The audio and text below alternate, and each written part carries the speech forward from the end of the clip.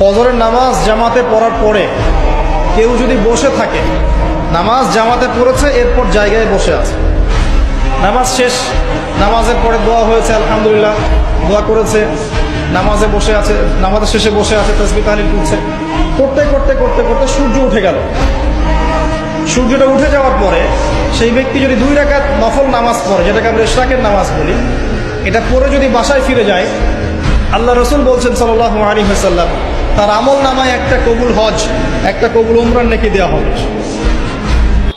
2টা জিনিস আপনাকে চিরস্থায়ী শান্তি দিবে। 1, 5 ওয়াক্ত নামাজ জামাতের সাথে পড়বেন, মনটা প্রশান্তি দিয়ে ভরে যাবে, দেখবেন ইনশাআল্লাহ। শুধু ট্রাই করে দেখেন না ভাই, 40টা দিন ট্রাই করে দেখেন। আর 2 নম্বর জিনিস হচ্ছে, এটা আরো বড় অস্ত্র। 5 ওয়াক্ত নামাজের সাথে আপনাকে ডেইলি কোরআন তেলাওয়াত করতে হবে, মিনিমাম 1 থেকে 2 ঘন্টা।